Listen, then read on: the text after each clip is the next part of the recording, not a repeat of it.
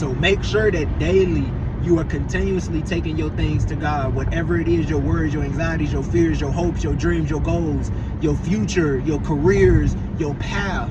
Make sure you taking this to God daily. God is going to give you everything that you ever prayed for and more. You got to understand that God is an abundant God. He's not a God of lack.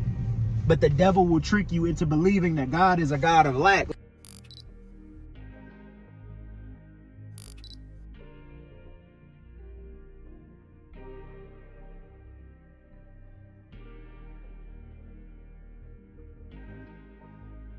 Yo, you already know what the vibe is, man. It's DBPOTD. So look, I'm being genuine on this one, gang. This one ain't gonna be too long. It might hit my normal mark, but hey, it ain't gonna be long. You see what I'm saying? But look, this ain't got no pick involved, nothing like that. This is just me strictly coming to you with a little information that I know that you're gonna need and it's gonna serve you in your best benefit. Now, all of us are familiar with the idea of faith, but a lot of us are not familiar with what having faith actually means. So I'm going to share with you a couple things that I've learned over my journey on how faith really works. First and foremost, God done told us that the level of faith that we have has the ability to move mountains. So I'm going to stop right there, right?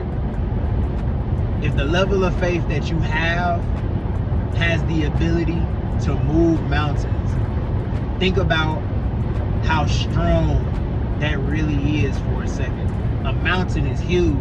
A mountain is, the foundation in a mountain is so rooted into the earth that we don't even know how long and how hard we would have to work in order to move a mountain physically.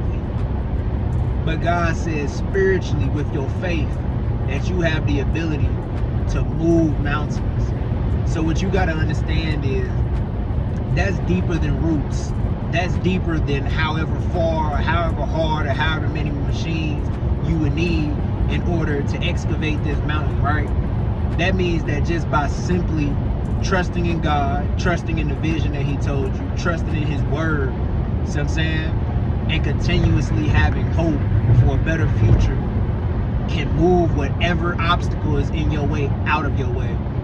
And the fact of the matter is, a lot of times we get so caught up in time.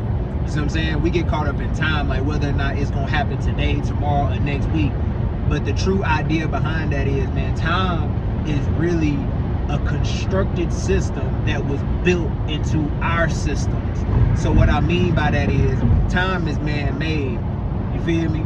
The 1, 2, 3 o'clock, the 6, 7, 8, 9, 10 o'clock, all that stuff is a constructed system made by man. You see what I'm saying? That's not how God works. God simply has the sun come up and the sun go down. We as people figured a way in order to put numbers and times behind it so that it can make sense to us.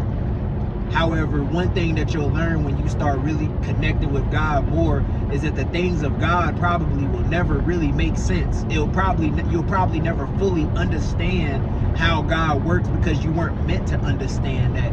You're just meant to trust Him. You're meant to have faith in what He tells you. You're meant to just let Him lead. You feel what I'm saying? So that time that we get so caught up on is one of the number one ways that the enemy takes away from our joy and takes away from our faith.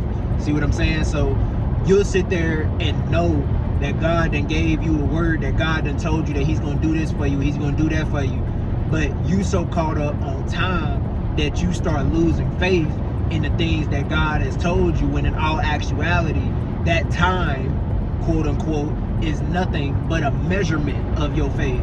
Because no matter if it takes 2 days, 3 weeks, or a year, the promise never changed. God never changed what He said. And the truth of the matter is, the amount of faith that you have and continuously have throughout all the doubt, the anxiety, or the worry can accelerate the time span in which your blessings come to you, in the time frame in which it takes to move that mountain out your way or move that obstacle out your way. You get what I'm saying? A lot of times we get caught up in time. Another thing we get caught up in is environment. one thing I want you to understand is you have the ability to control your reality more than you even give yourself credit for. But you have to understand something. You either take the wheel on your own or you let God take the wheel. You see what I'm saying? So that means either you are creator, driver seat, or you are co-creator, passenger seat. A lot of us have a problem submitting that to that co-creator lane, you see what I'm saying, to that co-creator seat, because we want to have so much control in what we get and what we have, when we have it, or woo-de-woo, right? And that problem in itself is another one that we can tackle another day. However, right now we're staying focused on the environment side of this, right? So when you actually are playing your role as co-creator, what you have to understand is your environment may not shift the exact moment that you want it to shift. You see what I'm saying? And when it's not shifting the way that you want it to shift, oftentimes we find ourselves battling doubt, worry, anxiety, fear, and all these other things that come alongside with it, because our environment has not showed the change that we really want to see within our environment. You see what I'm saying? And then in turn, that affects our faith or our hope that we have for the thing or the promise that God gave us. You see what I'm saying? And so what I'm basically telling you is, God will change your environment. Oftentimes when he changes your environment, he changes it super fast. Like, it's not one of those moments where it takes 2-3 days. No, he can do something in a matter of hours for you. You see what I'm saying? But we as people will see that our environment is not moving, and then that makes us think that God is stagnant, when in all actuality that's not the truth. I tell y'all all the time, God is always working, whether he's working on your problems, your family's problems, the next man's problems, or the next man's family's problems. You see what I'm saying? He is always working. He doesn't need to take a break the same way that we do, because he operates on a different spiritual plane than we do, on a different spiritual realm than we do. He is omnipresent. That's what you also have to understand. So while he's fixing your problems, he's fixing somebody else's problems at the same time. God can be everywhere at the same exact time. So what you have to stop convincing yourself of is that God is too busy doing other things, that he's not working on you, when in all actuality, God is working on you and everyone else at the same time. He's doing it in his alignment, in his way, in the way that he does it. Once again, you will not understand. You will not be able to comprehend the way that God works, bro. I'm telling you the God's honest truth. You know how many times that I've sat down and literally have tried to make sense of my own personal situations, when that wasn't what God was calling me to do. God was rather calling me to pray more, fast more, speak better about myself, speak life into my situations, and learn how to also speak life into other people's situations. You see what I'm saying? It's so many more things that you can gain and learn when you stop worrying so much on what the promise exactly was, because you'll realize that the promise that he gave you, you're already walking in the promise that he gave you, so long as you continue to have that faith for that promise. The promise will never change. When God promised the Israelites that he would give them that land, what did he do? He gave them the land. But what did he also do? He made them wait some years before he gave them that land. And he put them through some trials, through some obstacles first. Why? Because had they got to that land when they immediately wanted to get to that land, they would not have known how to fight the way that they needed to learn how to fight spiritually. You see what I'm saying? And physically, of course, but spiritually they would not have learned how to conquer the demons and the entities in which that was going to come against them during that time. You see what I'm saying? A lot of times, I'm telling you, we get so caught up in what we want that we lose the vision that God has been giving us this whole time. A lot of us, and when I say a lot of us, we have been called to break down the things that the enemy has put in front of us. There's strongholds, there's systems, there's bondage. There's so many different forms of the same thing, just different demon names. You see what I'm saying? Different entities that come against us. And once you learn how to fight, you see what I'm saying? Once you learn how to fight, not physically, I mean you have to learn how to fight spiritually, so that when you go into battle with all of these different things that try to come against you, that try to harm you, that try to hurt you, that try to take over you, that try to convince your mind of other things, whatever the case may be, you know how to conquer them. You know how to get them away from you. You know how to rebuke them. You see what I'm saying? And a lot of times, y'all, we get so caught up in the small things that those little small things will push us off. But what you have to understand is, if you really fighting this spiritual battle, all of us are going to face our Goliath.